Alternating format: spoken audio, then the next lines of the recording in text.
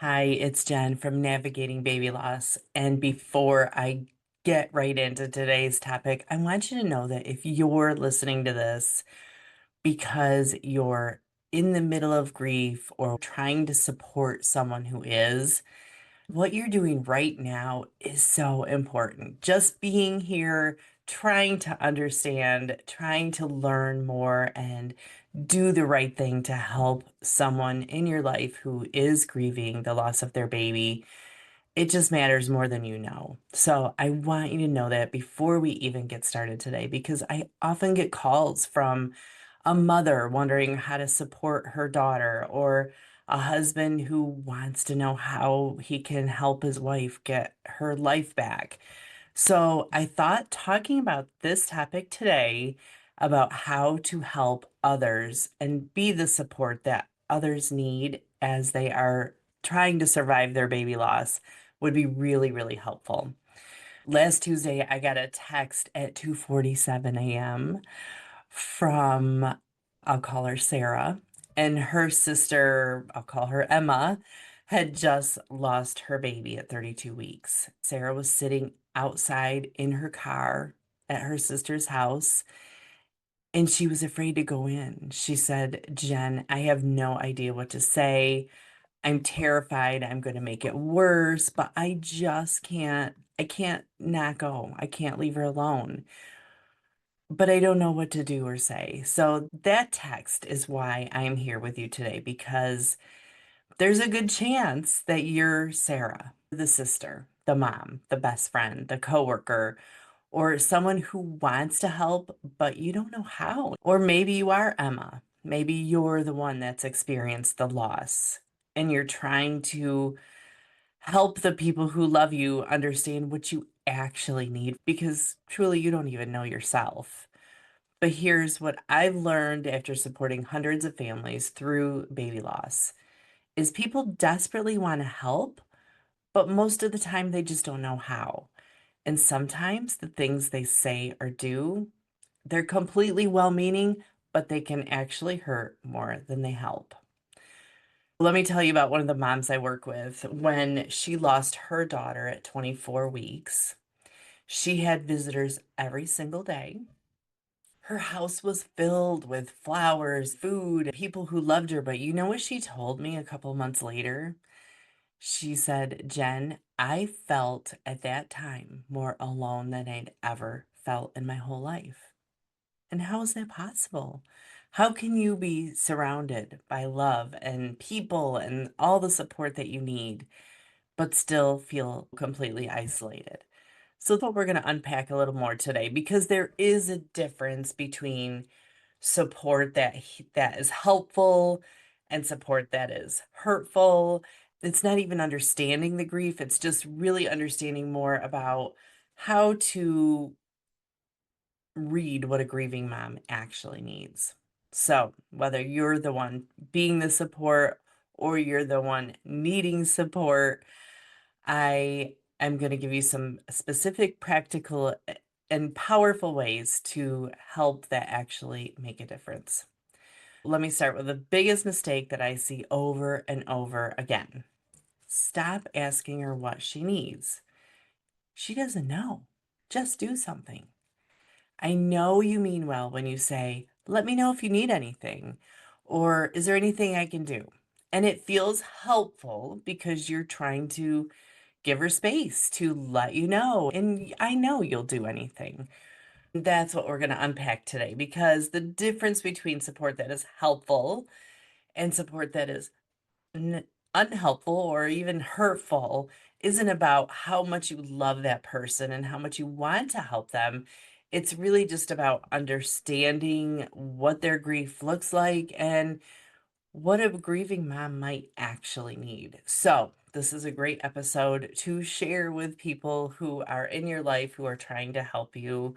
I'm going to tell them all the things that you have been wanting to say but just didn't know what the words were. So, whether you are trying to support the mom who's grieving or whether you are the mom who's grieving, I'm going to give you some specific, practical, and powerful ways to show up for that mom that actually make a difference. So let's start with the biggest mistake I see over and over again. Stop asking her what she needs, just do something. I know you mean well when you say, let me know if you need anything, or is there anything I can do? And it feels really helpful because you're willing to give her anything she wants. You're willing to do anything. And you're trying to give her lots of space and you're trying to not make assumptions and you're trying to be respectful. But here's what actually is happening in her head when you say those words. She's thinking, I need my baby back. I need to wake up from this nightmare.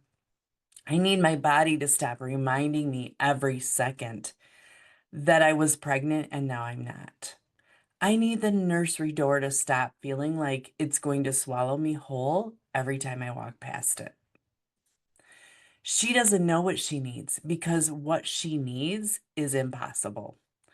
So let me paint you a picture of what grief actually looks like in the first weeks after loss. She's sitting in her couch at 3 p.m., still in the same clothes she put on yesterday. She hasn't eaten since who knows when. She doesn't even know. Her phone has been buzzing with texts asking if she needs anything. And each time that phone rings, it feels like a small demand that she doesn't have the energy to meet. So when you ask what she needs, you're essentially handing her homework. Figure out what you want and then ask me for it. But she's barely surviving each breath. She doesn't have the emotional bandwidth to manage other people's desires to help. So here's what to do instead. Take the guesswork out of it. Instead of, let me know if you need anything, try this. I'm going to Target this afternoon. Can I pick up those crackers that you love? I made too much soup. I'm dropping some off around 6 p.m. You don't have to answer the door. I'll just leave it on the porch. I'm coming by on Tuesday to do your dishes. You can hide upstairs if you want, but I'm doing them anyways. And here's why this works. Because you're removing the burden of the decision making while giving her the option to say no if she needs to. You're being specific about time and action, and you're making it clear that helping her isn't conditional or being able to articulate what help looks like. Another client, I'll call her Rachel, told me that after she lost her son, her neighbor started showing up every Thursday morning with coffee and would just sit on her front porch. And she'd text, I'm here if you want company, or I'm happy just to sit here by myself for a bit. Some days Rachel joined her, some days she didn't. But knowing that Thursday coffee was just there, it became something she could count on in a world that felt completely unpredictable. So here's a list of some specific things you can offer or just do for someone. You could drop off her favorite coffee or tea. You could bring a meal in disposable containers so she doesn't have to worry about returning dishes or even washing them. Offer to grocery shop and ask her for her usual list. Text her some funny memes or pictures from your day. Don't expect any response. Send a card or flowers to her partner too, because they're grieving and often overlooked. Offer to walk her dog or water her plants. Ask her if she wants to go for a short car ride with no destination. Bring cozy things, soft blankets, fuzzy socks, some special fancy tea or coffee. The bottom line is helpers don't need to wait to be told what to do. They can just start doing it. Okay, here's the second thing. Here's the second tip. Please, please don't help her find the silver lining. This is the one that I could talk about all day long. The well-meaning comments that are supposed to bring comfort, but instead are just rubbing salt into that open wound. At least you can try again. Everything happens for a reason. God needed your baby more than you did. At least you have other children. At least it happened early, as if there's a good time to lose a baby. You're young, you'll have more. Or even the one I heard the other day was, oh, that happened to someone I know, and now she has two children. As if that matters. She still doesn't have the one she lost. So let me tell you what she hears when you say these things. So let me tell you what she hears when you say these things. At least you can try again becomes the baby you lost is replaceable. Everything happens for a reason becomes there's a good reason your baby died and you should be okay with it. God needed your baby more becomes God cares more about what he wants than what you need. And at least you have other children becomes you should be grateful enough that this loss doesn't devastate you. When I lost my twins, someone very close to me said, you can always try again. And I remember thinking, this isn't like shooting a dart at the balloon game at the fair. I was 6 weeks away from adding two new members to my family. I promise you, the mom in your life can't see any trace of a silver lining right now, and she shouldn't have to. Right now, her baby died. Right now, she's grieving not just the baby she lost, but the entire future she had imagined. She's mourning the name she picked out, the way her partner's face lit up when they saw the ultrasound, the nursery they started planning, the first Christmas morning she'll never have with this child. She's grieving a lifetime of memories that will never exist, birthday parties that won't happen, first days of school that won't come, wedding dances she'll never have. When you try to rush her into gratitude or faith or hope, you're essentially saying, your grief is too uncomfortable for me, so please let's look at something else and let's try to make you feel something else instead. But what if instead of trying to fix it, you just didn't? What if you just sat with her in this mess? Yes, it's uncomfortable. It's going to be. We are not conditioned to sit in anything uncomfortable. But here's what it might be like. Instead of everything happens for a reason, try this is so heartbreaking and I don't understand why this happened to you. It's okay to say that. Instead of at least you can try again, say, I know how much you loved this baby. You would have been the most amazing mom to this baby. Instead of you're so strong, try you don't have to be strong right now. It's okay. It's okay to crumble for a bit. You're going through the unimaginable. Instead of God needed your baby, try I wish your baby was here with you. I would do anything to be able to have your baby be here with you. But since you're not, I'm going to sit here with you as long as you need me. I remember talking to my client, Jessica, about a month after she lost her daughter. And she said, Jen, I just want one person to say that this is terrible and unfair and that my baby should be here. I don't want anyone to tell me why it's okay that she's not. We just need someone to agree that our grief is terrible, that this is a terrible situation, that this is a living nightmare. It's okay to agree with someone that this is what their reality is right now, not to be pulling them towards some light. They don't want someone to be pulling them towards some bright light of hope. They just want someone to sit with them in this darkness and acknowledge that they're sitting in the darkness and that it's rotten and awful and completely under and it's completely and to sit with them in the darkness and just agree that it's terrible. That it's terrible, it doesn't make sense, and it's not okay. You don't need to make it better. You're not going to make it better. You just need to not make it worse. And sometimes the most loving thing you can do is simply witness someone's pain without trying to fix it. Be there, watch it, be okay with it.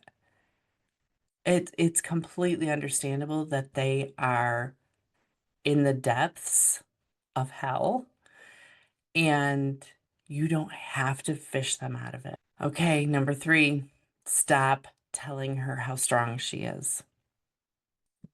This one surprises people. You're so strong sounds like the ultimate compliment, right? We live in a culture that worships strength, especially in women. We love the narrative of a resilient warrior who pushes through anything. We use the term badass as an ultimate compliment.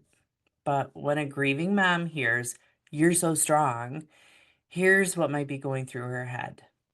I don't feel strong. This is the weakest I've ever felt in my life. If I look strong, does that mean that they think I've forgotten about this or that I'm doing fine or forgotten my baby? If I cry in front of them, will they be disappointed in me because they think I'm weak? Am I supposed to be handling this better than I am? There's so many conflicting thoughts that come with that strong comment. I remember for myself, it was very much, I don't want to be strong. I never wanted to be strong. This is not something I want to be strong about. I don't, I didn't ask for strength. So, a client of mine, Maria, after she lost her twin boys at 28 weeks, everyone kept telling her how amazing she was handling it, how inspired they were by her strength, and how they could never be as strong as she was. But she wasn't strong. She was barely holding it together. She was getting up, getting dressed, going through the motions, because that's what human beings do to survive. But she was still operating on pure shock and a little adrenaline. And every time someone praised her strength, she felt more pressure to keep doing it. She started to believe that this is what she needed to do to get better, just keeping strong. Everyone thought she was doing great, so she must be. But she started to believe that breaking down would let everyone down. She'd be disappointing everyone in her life if she broke down and cried, if she had a weak moment, if she had a bad day, and that crying meant she was failing.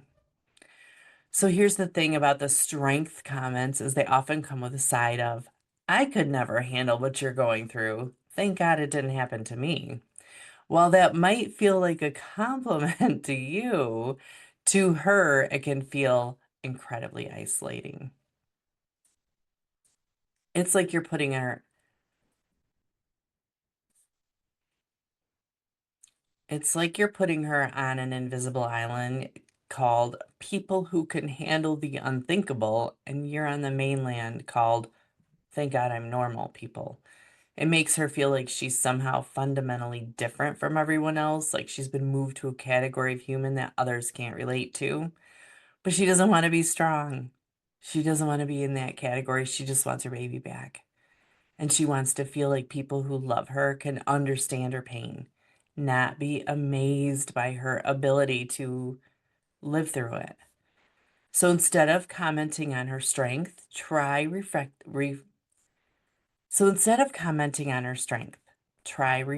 her reality. This is so incredibly hard. I can see how much you're hurting. I don't have any words, but I'm thinking of you. I'm right here with you. You don't have to be okay. And instead of I could never handle what you're going through, try I can just imagine how hard this is for you. I don't know what to say, but I really care about you. This should not have happened to you. The difference is subtle but important. You're not putting her in a separate category. You're acknowledging her pain as that would be devastating to anyone while still holding space for the fact that she's the one living it. That you're right there with her. Now let's talk about what actually helps. And I promise you, it's so much easier than you think. It's just something that our culture is not conditioned to understand. The first thing is to mark the date on your calendar. Remember the anniversary of her loss, maybe the due date even. If it's a close person to you and you knew the due date, mark it down. Send a text thinking of you and the baby's name today. This is huge because everyone else will forget, but those dates are seared into her mind forever. She has, I can promise you, she has anxiety coming up to those dates. The week before, the month, the days before, the month before, coming up to those dates are really hard for her. And she probably isn't going to say much, but just the fact that you remembered and sent a simple text will mean the world to her. Say her baby's name. If she named her baby, use the name. I've been thinking about Sophie today. If she didn't, say her baby's name. If she named her baby, use that name. I've been thinking about Sophie today. And if she didn't name the baby, you could say your baby or your one. The point is just acknowledge that this was a real that she loved, not just a pregnancy that ended. Support her partner too. Everyone focuses on the mom, but her partner is also grieving a huge loss and very often gets completely overlooked. Send them a separate text. Ask how they're doing. Drop off their favorite coffee too. Don't put a timeline on her grief. There's no expiration date on loss. Don't expect her to be better in 6 months or a year. Don't stop checking just because you think she should be over it by now. And definitely if she gets pregnant again, it doesn't mean that everything's okay again, that she's going to completely magically heal from this horrible loss and never think about it again. That's the farthest thing from the truth. Here's what to do when you don't know what to do. It's okay. I want you to know it's okay to mess up. We all do. I have said things before I've gone through this experience myself that I regret, and probably even after. We all mess up. I've I've been supporting families through loss for years, and I still say the wrong things sometimes. But here's what I've learned. The fear of saying the wrong thing should not stop you from showing up. Because the alternative isn't to say the perfect thing. The alternative is saying nothing. And silence feels like abandonment, isolation. And it's just silence is more painful than saying the wrong thing. So if you're worried about what to say, here are some phrases that are almost always safe. I love you. I'm thinking about you. This is terrible.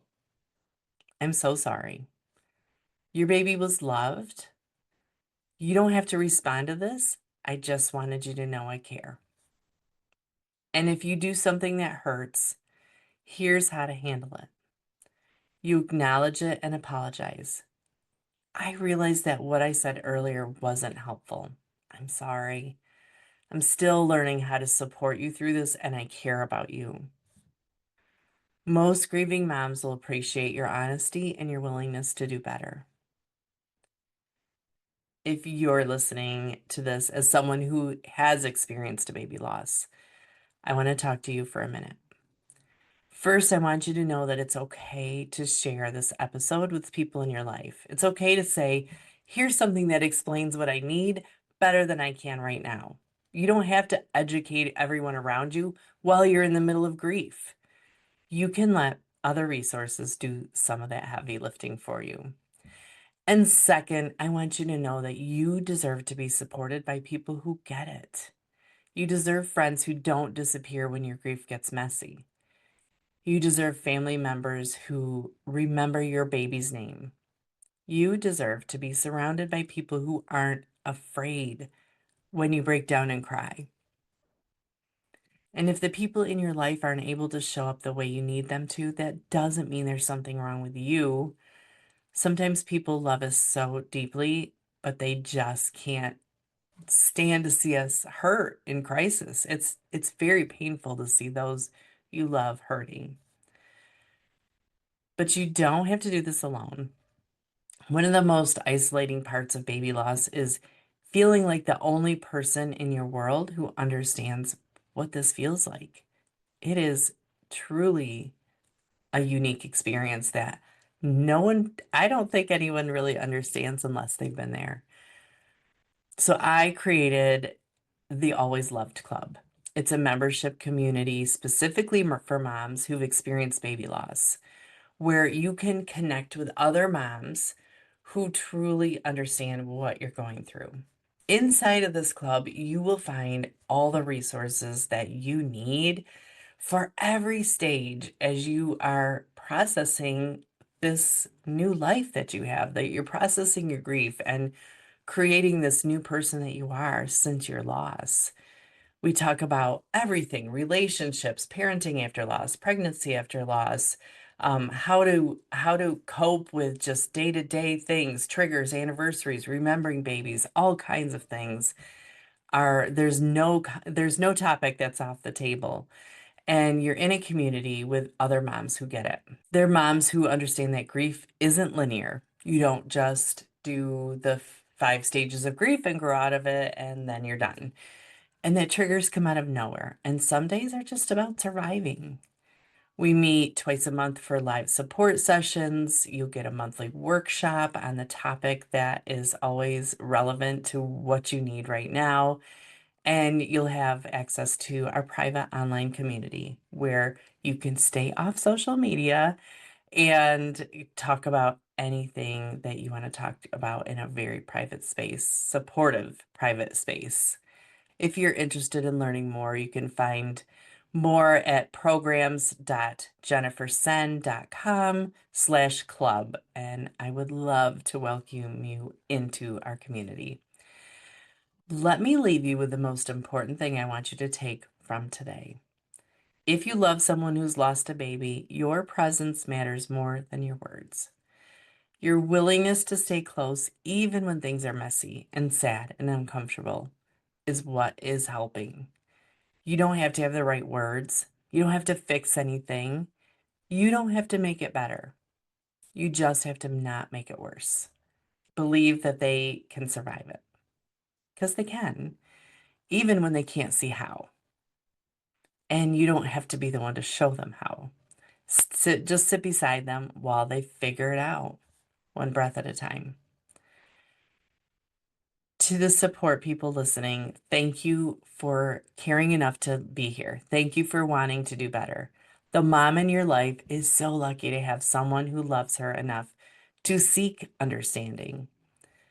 And to the grieving moms, your baby was real. Your love is real. Your grief is valid, no matter what anyone says or doesn't say, and you are not alone. Thank you so much for being here with me today. If this was helpful, share it with someone who needs to hear it. Sometimes the most loving, helpful thing we can do is to help other people understand how to love better even in really uncomfortable situations. I will see you next week. Len, I'm sending you much love.